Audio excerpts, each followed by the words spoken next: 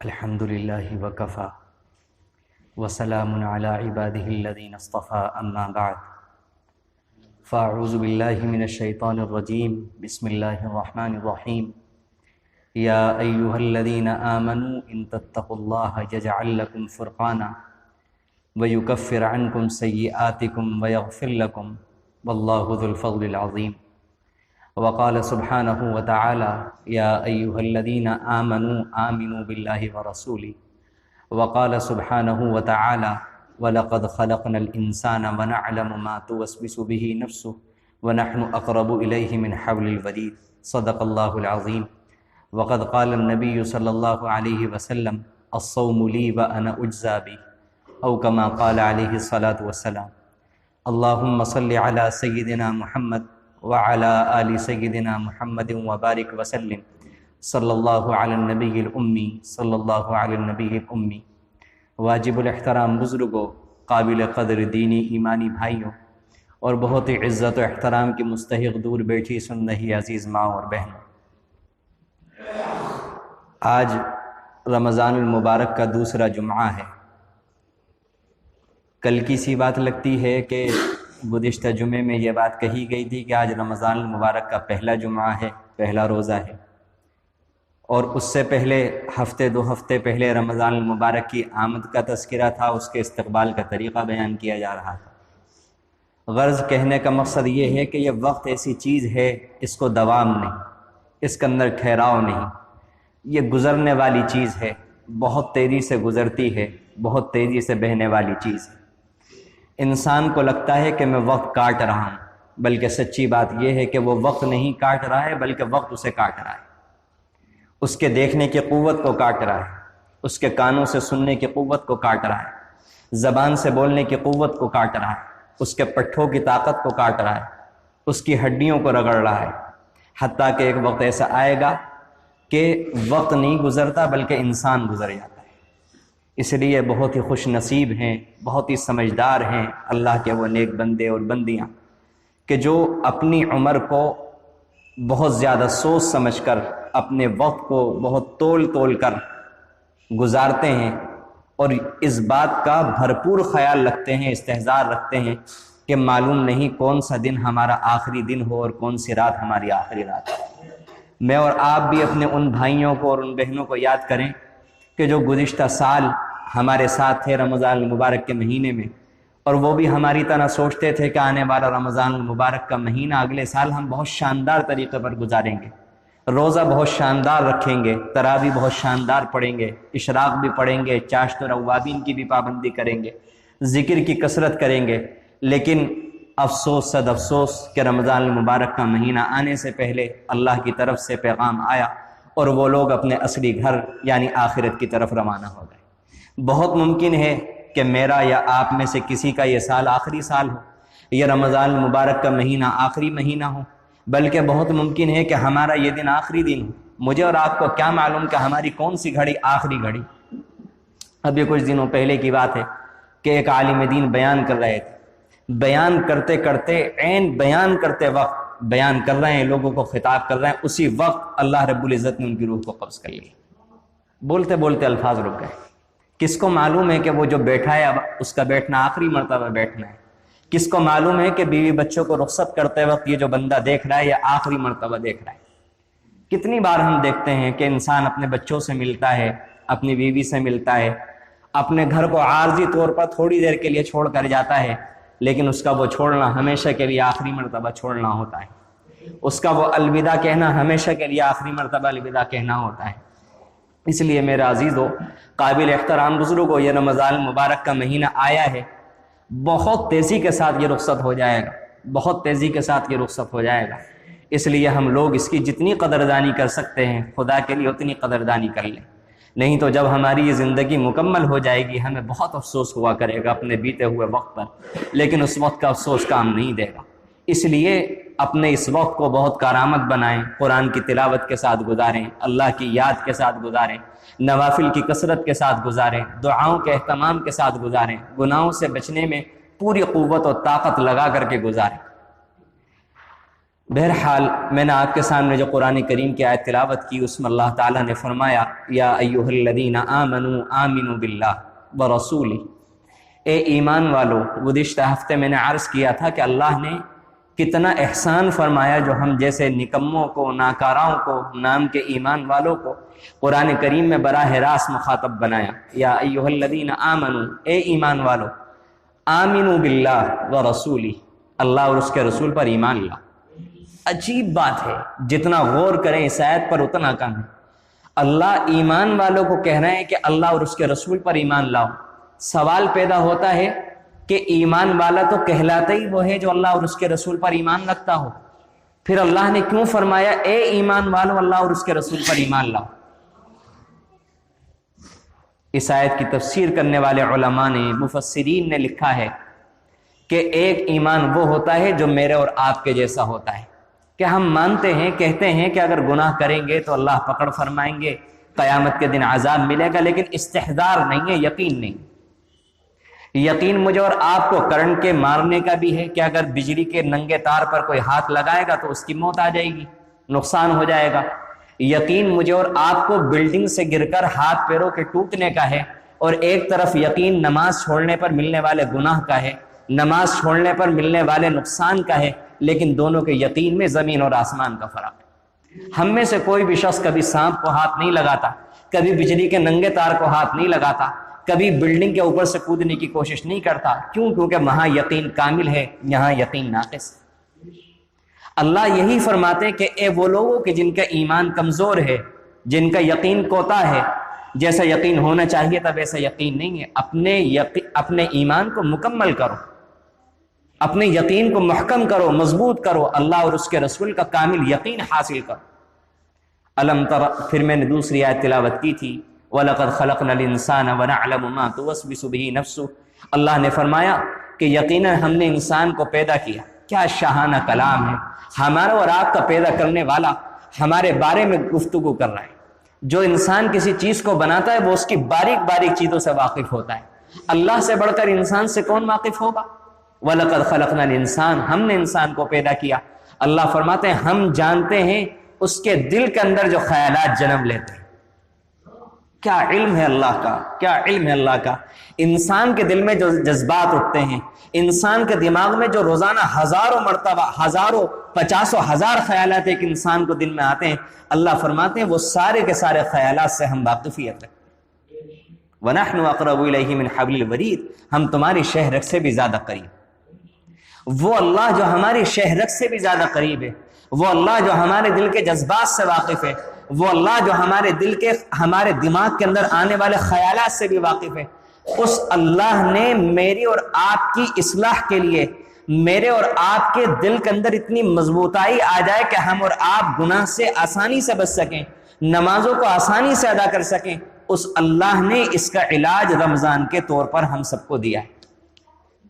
ہم یقین کیوں نہیں رکھتے اللہ کی بات پر؟ ایک ڈاکٹر ہم سے کہتا ہے کہ آپ کے پیٹ کے اندر فلاں قسم کی بیماری ہے، اس کا آپریشن کرنا پڑے گا۔ ہم اور آپ تیار ہو جاتے ہیں، ڈاکٹر کو پیسے بھی دیتے ہیں، اپنا پورا جسم مردے کی طرح بے جان بنا کر ڈاکٹر کے حوالے کر دیتے ہیں۔ کیوں؟ وہ بھی تو ایک انسان ہے ہماری طرح، بہت ممکن ہے اس سے آپریشن کرنے میں غلطی ہو جائے، ہمارا نقصان ہو جائے، لیکن انسان پیٹ کٹوانے کے لیے تیار ہو جاتا ہے، اور آپریشن اگر کامیاب ہو جائے تو پیٹ کٹوایا ہے اپنا، پیسے بھی ادا کیے ہیں، اس کے باوجود ڈاکٹر کا شکر گزار ہوتا ہے کہ آپ کے ذریعے سے اللہ نے میری اس بیماری کو دور فرما دی۔ ڈاکٹر کی بات کے اوپر اتنا یقین ہے، اللہ کی بات کے اوپر ہمیں کیوں نہیں یقین آتا؟ اللہ نے فرمایا کہ جب رمضان المبارک کے مہینے میں تم روزے رکھو گے تمہارے اندر تقویٰ آ جائے گا، لعلکم تتقون، تم متقی بن جاؤ گے۔ کسے کہتے ہیں متقی؟ یعنی تمہارے اندر، تمہارے دل کے اندر وہ قوت، وہ استعداد، وہ صلاحیت، وہ قابلیت، وہ طاقت پیدا ہو جائے گی کہ تم گناہوں سے آسانی سے بچ سکو۔ میرا اور آپ کا کیا مسئلہ ہے؟ کیا ہم میں سے کوئی شخص ایسا ہے جو جہنم میں جانا چاہتا ہے قصدن کہ نہیں میں جاؤں گا جہنم میں، میرے اندر طاقت ہے میں جہنم میں جاؤں گا؟ کوئی شخص ظاہر ہے کہ ایسی احمقانہ گفتگو سوچ بھی نہیں سکتا کہ وہ ایسی گفتگو کرے۔ ہر انسان چاہتا ہے کہ نہیں اللہ میں گنہگار ہوں لیکن میں جنت میں جانا چاہتا ہوں، اللہ میرے جنت والے اعمال نہیں ہیں لیکن میں پھر بھی جنت میں جانا چاہتا ہوں۔ ہر حال میں بندہ یہ چاہتا ہے کہ اللہ میں کچھ بھی قابلیت نہیں رکھتا، بہت گنہگار ہوں، بہت گناہ کیے، لیکن اللہ آپ کے فضل و کرم سے جنت میں جانا چاہتا ہے۔ ہر انسان یہ چاہتا ہے، ہر انسان کے دل کے اندر یہ تمنا ہوتی ہے، لیکن مسئلہ کیا ہے کہ وہ اعمال کہ جن کی وجہ سے انسان جنت کا مستحق ہو، جہنم سے محفوظ ہو جائے، ہم وہ نہیں کر پا رہے۔ کیوں؟ کیونکہ ہماری طبیعت، ہمارا من، ہمارا نفس، ہمارے جذبات، ہمارے خیالات، ہمارا معاشرہ، ہماری سوسائٹی، جن ساتھیوں کے ساتھ ہمارا رہن سہن ہے، یہ ساری چیزیں اور ان کا سارا بگاڑ ملا کر ہم اس حد تک خواہشات کے قیدی بن چکے ہیں، اس حد تک خواہشات کی زنجیروں میں جکڑ چکے ہیں کہ اب ہم اپنی مرضی سے کچھ نہیں کر پاتے۔ دل میں خیال آتا ہے کہ نہیں، آج کے بعد کوئی نماز نہیں چھوڑیں گے۔ اب یہ جو رمضان المبارک کا مہینہ آیا ہے، اس سے اب ہم اپنی زندگی مکمل بدل ڈالیں گے۔ اب جھوٹ بھی چھوڑ دیں گے، اب ہم بدنگاہی بھی چھوڑ دیں گے، اب ہم رشوت لینا بھی چھوڑ دیں گے، اب ہم حرام طریقے پر کاروبار کرنا بھی چھوڑ دیں گے، اب ہم قرآن کی تلاوت کریں گے، دعائیں بھی کیا کریں گے۔ لمبے چوڑے نیک خواہشات، نیک جذبات، نیک تمنائیں انسان کے دل کے اندر پیدا ہوتی ہیں، لیکن جیسے ہی رمضان المبارک کا مہینہ جاتا ہے تو جہاں کھڑا ہوا تھا وہیں کھڑا رہ جاتا ہے۔ وجہ اس کی یہی ہے، قلب کے اندر وہ استعداد، وہ قوت نہیں پیدا ہو پاتی کہ جس کی وجہ سے وہ اپنے نفس کے خلاف ورزی کر سکے، کہ نفس تو چاہ رہا ہے گناہ کرو، لیکن وہ اس کی مخالفت کر کے گناہ نہ کرے۔ اسی طاقت کو پیدا کرنے کے لیے اللہ نے مجھے اور آپ کو رمضان کا مہینہ دیا کہ بندو تم پریشان ہو، تم سے نماز کی پابندی نہیں ہو پاتی، یوں نہیں ہو پاتی کہ تمہارے اندر اللہ نے دو طرح کے جذبے رکھے ہیں۔ ایک جذبہ وہ ہے جو فرشتوں کے اندر ہوتا ہے، اور ایک جذبہ وہ ہے جو اللہ نے حیوانات کے اندر رکھا ہے۔ جب انسان کی حیوانی قوت بڑھ جاتی ہے تو وہ نیک اعمال نہیں کر پاتا، اس کے لیے نیک عمل کرنا مشکل ہو جاتا ہے۔ جب ملکوتی پہلو، ملکوتی صفت اس کی بڑھ جاتی ہے تو پھر اس کے لیے نیک عمل کرنا نہایت آسان ہو جاتا ہے، مزہ آنے لگتا ہے۔ اللہ تعالیٰ نے اس رمضان المبارک کے مہینے کے اندر ان تمام چیزوں کو، ان تمام راستوں کو بند کر دیا جن سے انسان کے اندر حیوانی جذبات اور حیوانی قوتیں بڑھ جاتی ہیں، اور اللہ نے ان ساری چیزوں کا اضافہ کر دیا جس سے اس کی ملکوتی فرشتوں والی جو قوت، طاقت ہوتی ہے، اس میں اضافہ۔ اللہ تعالیٰ نے بھوک کو، پانی پینے کو، جائز طریقے پر خواہشات پوری کرنے کو، ان چیزوں پر پابندی لگا دی۔ کیوں؟ کیونکہ اس سے جو حیوانی قوتیں ہوتی ہیں اس میں اضافہ ہوتا ہے، اور ملکوتی قوتیں بڑھانے کے لیے اللہ تعالیٰ نے تراویح کا اضافہ فرما دیا۔ قرآن کریم کی تلاوت، ذکر، اذکار، نوافل، تہجد پڑھنے کے مواقع، شیاطین کا قید ہونا، جنت کے دروازوں کا کھلنا، جہنم کے دروازوں کا بند ہونا، یہ سارے کے سارے کام اللہ تعالیٰ نے فرمائے کہ تاکہ میرے بندوں کی جو ملکوتی قوت ہے، ملکوتی جو پہلو ہے، وہ مضبوط ہو جائے، اور حیوانی جو پہلو ہے وہ کمزور ہو جائے۔ جس کا بھی حیوانی پہلو کمزور ہوگا، پھر اس کو اپنے آپ کو مجبور نہیں کرنا پڑے گا فجر کی نماز کے لیے اٹھنے کے لیے، اس کا دل ایسا ہو جائے گا کہ جیسے ہی نماز کا وقت ہوگا اس کی آنکھ اللہ تعالیٰ خود اپنے فضل و کرم سے کھلوا دے گا۔ جس کا ملکوتی پہلو مضبوط ہوگا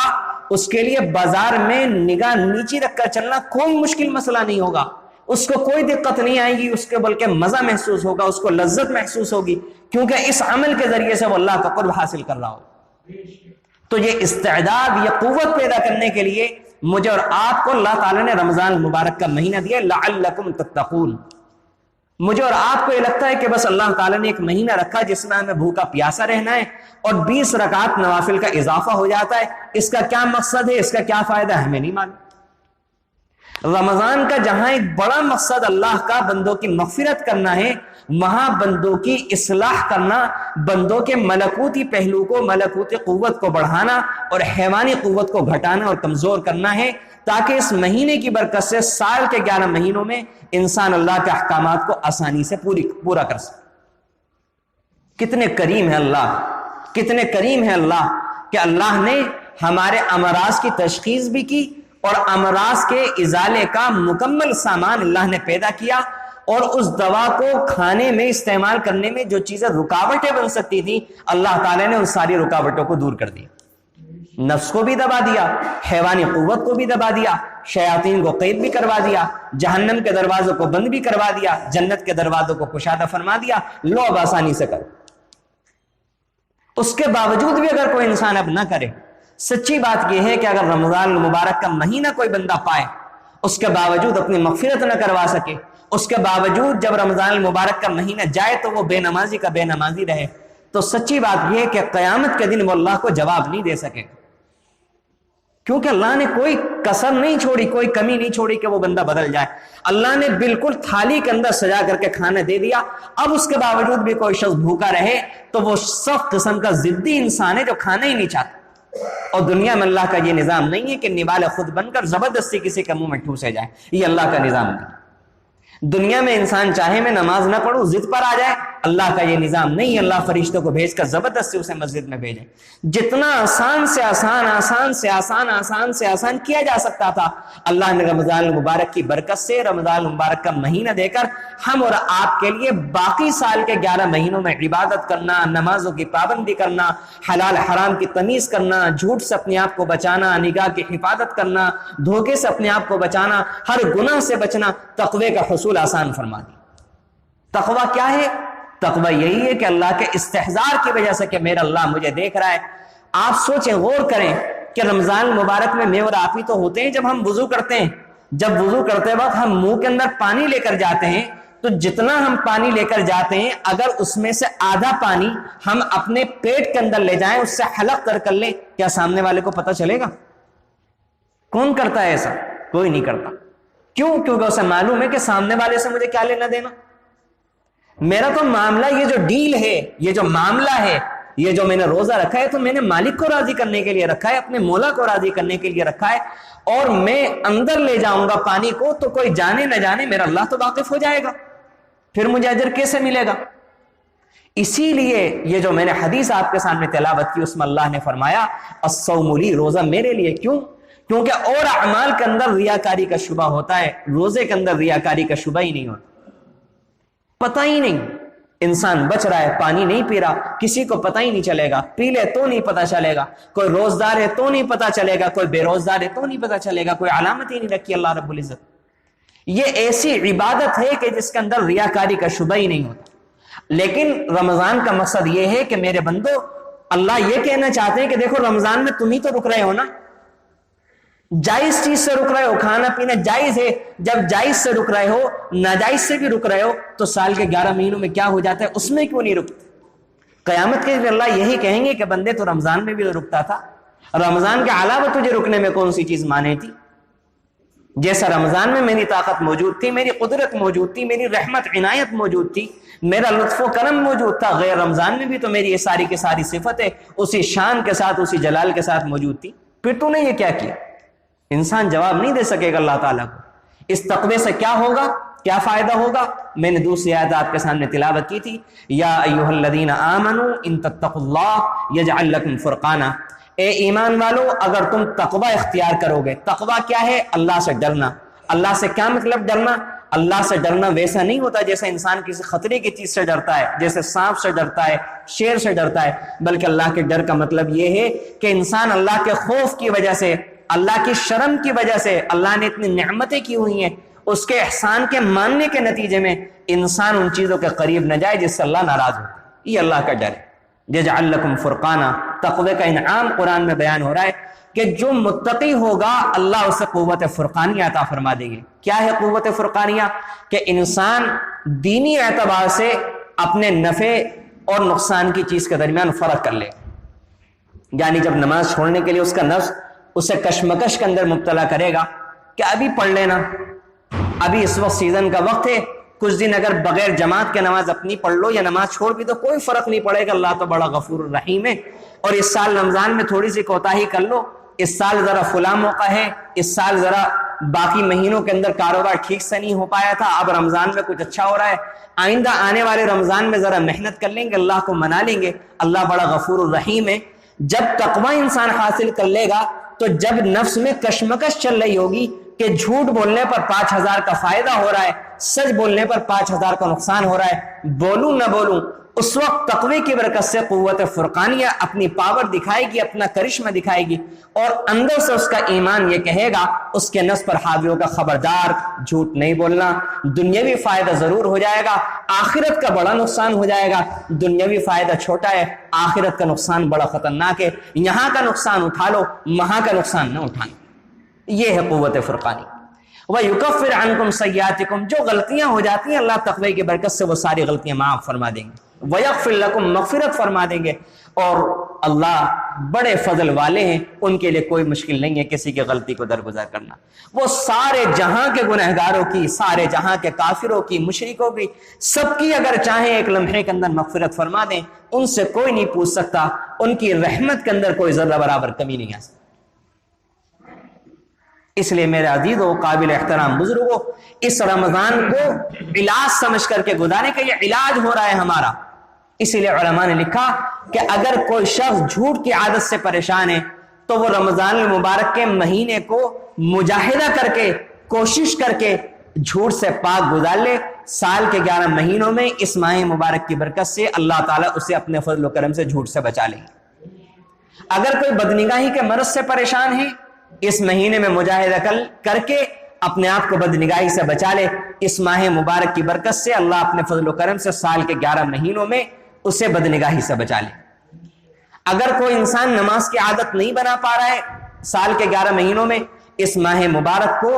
مکمل عادات کے ساتھ، نماز کی پابندی کے ساتھ گزار لے اور اللہ سے دعا کرتا رہے، اس مہینے کی برکت سے اللہ تعالیٰ سال کے 11 مہینوں میں نماز کی پابندی عطا فرما دیں۔ آپ تجربہ کر کے دیکھ لیجئے، بالکل کھلی کتاب ہے۔ ہر سال رمضان المبارک کا مہینہ آتا ہے تو مسجد کو کچھ نئے نمازی دے کر کے جاتا ہے، کچھ دعا مانگنے والا دے کر کے جاتا ہے، کچھ لمبے سجدے کرنے والے دے کر۔ ہر سال اللہ تعالیٰ رمضان المبارک میں ان بندوں کو جو اللہ کی طرف متوجہ ہوتے ہیں، اپنے دامنوں کو دراز کرتے ہیں، اللہ کے سامنے تنہائی میں بیٹھ کر آنسو بہاتے ہیں، گڑ گڑاتے ہیں، اس طرح کہ جس طرح انہیں کوئی سخت بیماری ہے، جس طرح موت ان کے سر پر آن کھڑی ہے، جب وہ آخرت کے مسائل کی حساسیت کو ملحوظ رکھ کر اللہ سے گڑ گڑا کر فریاد کرتے ہیں، اللہ ان کے دامنوں کو خالی نہیں لوٹاتے، اللہ ان کے دامن کو بھر دیتے ہیں، رحمت والی نگاہ ڈال دیتے ہیں، ان کے دل کی دنیا بدل جاتی ہے، دنیا کی حقارت، دنیا کی محبت ان کے دل سے نکال دی جاتی ہے، اور آخرت کی محبت، آخرت کا شوق، آخرت کی تمنائیں اور نیکیاں کرنا، بھاگ بھاگ کر نیکیاں کرنے کا مزاج اللہ تعالیٰ ان کا بنا دیتے ہیں۔ لیکن ایک فرق ہے، اللہ تعالیٰ دنیا بن مانگے بھی دیتے ہیں، اللہ تعالیٰ دنیا بن مانگے بھی دیتے ہیں، جو اللہ کے منکر ہیں انہیں بھی بھر بھر کر دیتے ہیں، مانگنے سے بھی دیتے ہیں، لیکن آخرت کی نعمتیں اور دین کی نعمتیں اگر کسی انسان کو چاہیے ہوں، وہ اللہ بن مانگ کے نہیں دیا کرتے، وہ سرسری طور پر مانگنے پر بھی نہیں ملا کرتی، بلکہ ہدایت کے لیے، دل کی دنیا بدلنے کے لیے، سجدوں کی توفیق کے لیے، اور دل کے اندر تقویٰ آنے کے لیے، اللہ کی محبت آنے کے لیے اللہ کے سامنے پیشانیاں رگڑنی پڑتی ہیں، ناک کو رگڑنا پڑتا ہے، آنسو بہانے پڑتے ہیں، گھنٹوں اللہ کی منتیں کرنی پڑتی ہیں۔ یہ اصل نعمت ہے، اس لیے یہ اس طرح ملتی ہے، یہ عام طریقے پر نہیں ملا۔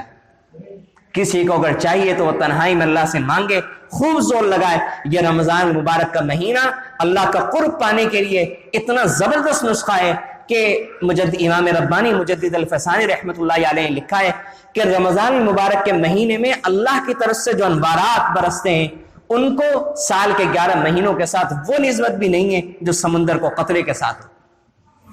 اس مہینے کے اندر انسان اللہ کا جتنا قرب حاصل کر سکتا ہے، سال کے 11 مہینوں میں حاصل کر ہی نہیں سکتا۔ کیوں؟ کیونکہ اس مہینے کے اندر اللہ نے ایک رات ایسی رکھی جو 1000 مہینوں سے بہتر ہے۔ 86 سال تک اگر کوئی ہر رات اللہ کی عبادت کرے گا، اتنا قرب نہیں پا سکے گا جتنا شب قدر میں، آخر کے عشرے میں انسان اگر ان راتوں میں اللہ کو تلاش کر لے، اللہ کی محبت کی بھیک مانگ لے، تو جتنا قرب ان 10 راتوں میں اللہ سے مانگ کر کے آخر عشرے میں حاصل کر لے گا، اتنا 86 سال میں بھی حاصل نہیں کر سکے۔ ایسا عظیم الشان مہینہ۔ اور ایک حدیث میں نے آپ کے سامنے تلاوت کی تھی، الصوم لی وانا اجزا بی، اس کو دونوں طرح پڑھا گیا، وانا اجزی بی وانا اجزا بی۔ اگر اجزی بھی پڑھے تو اس کا مطلب یہ ہوگا کہ روزہ میرے لیے ہے اور میں ہی اس کا بدلہ دوں گا۔ اللہ تعالیٰ نے تمام نیکیوں کے بدلے متعین فرمائے، نماز کا یہ ثواب ہے، اور زکوٰۃ کا فلاں ثواب ہے، حج کا فلاں ثواب ہے، عمرے کا فلاں ثواب ہے، سبحان اللہ کا فلاں ثواب ہے۔ لیکن 2 عبادتیں ایسی ہیں کہ اللہ نے ان کا کوئی ثواب متعین نہیں فرمایا، فرشتوں کو بھی نہیں بتایا۔ ان میں سے ایک روزہ ہے۔ ان میں سے ایک روزہ ہے۔ اللہ فرماتے ہیں الصوم لی، روزہ میرے لیے میرے بندے نے رکھا۔ سوال پیدا ہوتا ہے کہ سارے اعمال بھی تو اللہ ہی کے لیے کیے جاتے ہیں، لیکن اس کا جواب علماء نے یہ دیا کہ باقی چیزیں لوگ غیر اللہ کے لیے بھی کرتے ہیں، قربانی غیر اللہ کے نام پر کرتے ہیں اور دوسری عبادتیں غیر اللہ کے نام پر کرتے ہیں، لیکن روزہ ایسی چیز ہے کہ روزہ اللہ کے نام پر ہی رکھا جاتا ہے۔ اس لیے اللہ نے فرمایا روزہ میرے لیے، اس میں ریاکاری کا دخل نہیں نظر آتا، لہذا اس کا بدلہ بھی میں ہی دوں گا قیامت کے۔ فرشتوں کو بھی نہیں بتایا، بس فرشتے اتنا لکھتے ہیں کہ فلاں بندے نے اتنے دن روزے رکھے۔ قیامت کے دن جب اللہ کے سامنے رجسٹر پیش کیا جائے گا کہ اللہ اس بندے نے اتنے سال روزے رکھے، جب اللہ بدلہ دیں گے تو حدیث میں یہ تو نہیں بتایا گیا کیا بدلہ دیں گے، اتنا بتا دیا گیا کہ روزے دار کو دو خوشیاں ملتی ہیں، ایک تو افطار کے وقت کیونکہ کھانا اسے کھانے کی اجازت مل جاتی ہے، ایک خوشی تب ملے گی جب اللہ تعالیٰ روزے کا اجر دیں گے۔ اور ہر انسان اپنے حوصلے کے مطابق دیتا ہے، ہر انسان اپنے حوصلے کے مطابق دیتا ہے۔ حاتم طائی کا مشہور واقعہ ہے، کسی نے اس سے چند درہم کا سوال کیا، اس نے پوری اشرفی کی تھیلی دے دی۔ کسی نے کہا اس نے تو چند درہم کا سوال کیا تھا، آپ نے پوری تھیلی کیوں دی؟ حاتم طائی نے جواب دیا کہ اس نے اپنی استعداد کے مطابق مانگا، ہم نے اپنے حوصلے کے مطابق دیا۔ جب وہ بندے کے جن کی دولت کے اللہ کے سامنے کیا حیثیت ہے، ساری کائنات کے اللہ نے فرمایا مچھر کے پر کے برابر حیثیت نہیں ہے، اس میں سے تھوڑا سا حصہ اللہ نے حاتم طائی کو دیا تھا، اس کی یہ جملے ہیں۔ تو اللہ رب العزت کے کیا خزانے، اللہ کیا دیں گے ہم تصور بھی نہیں کر سکتے۔ ہماری ادنا سی عقل، ادنا سی سوچ، اس کی ساری صلاحیتیں ختم ہو جائیں گی، اس کے ہمارے خواب و خیال میں بھی وہ نعمتیں آ نہیں سکتی، ان کی تعداد اور اس کا بڑا پن اور اس کی کوالٹی وہ ہمارے دماغ میں خواب و خیال میں بھی نہیں آ سکتی جتنا اللہ تعالیٰ روزے پر دیں گے۔ اور ایک اس کو اس طریقے پر بھی پڑھا گیا وَأَنَا أُجْزَىٰ بِهِ، اللہ فرماتے ہیں کہ روزہ میرے لیے ہے لہذا اس کا بدلہ میں خود ہوں۔ کیا مطلب؟ ایک مختصر سا واقعہ سنا کر اپنی بات کو مکمل کرتا ہوں اور اس حدیث کا مطلب بھی سمجھانے کی کوشش کرتا ہوں۔ ایک بادشاہ تھا، اس کی بہت سی بیویاں تھیں۔ بادشاہ کو فطری طور پر ایک بیوی سے زیادہ محبت تھی، دوسری بیویوں کو یہ بات اچھی محسوس نہیں ہوتی تھی، وہ اعتراض کیا کرتی تھی۔ بادشاہ نے کہا کہ کوئی موقع ہوگا تو میں سمجھاؤں گا کہ کیا ماجرا ہے، میں اس سے زیادہ محبت کیوں کرتا ہوں۔ ایک دن بادشاہ نے اپنی باقی ساری بیگمات کو بلایا اور یہ کہا کہ آج میرا موڈ بہت اچھا ہے، میں چاہتا ہوں کہ تم پر انعامات کی بارش کروں۔ لہذا اس نے شاہی خزانے سے ہیرے، جواہرات، سونے چاندی کے ڈھیر لگوا دیے اور یہ کہا کہ میری بیوی میں سے جو بھی جس ڈھیر پر ہاتھ رکھ لے گی وہ اس کا۔ سب بیویاں خوش ہو گئیں۔ جیسے ہی بادشاہ نے اشارہ کیا تو جس نے جس ڈھیر پر ہاتھ رکھ لیا وہ اس کا۔ وہ جو بیوی جس سے بادشاہ زیادہ محبت کرتا تھا وہ وہیں کھڑی ہوئی ہے۔ اب باقی بیویاں اس کا مذاق بنا رہی ہیں اور کہتی ہیں بادشاہ سے کہ دیکھو ہم پہلے ہی کہتے تھے بیوقوف ہے، دیکھو آج اس کی حماقت، اس کی بیوقوفی آپ کو پتہ چل گئی نا کہ آپ نے اعلان کیا انعام و اکرام کے، وہیں کھڑی ہوئی ہے بیوقوف۔ بادشاہ نے کہا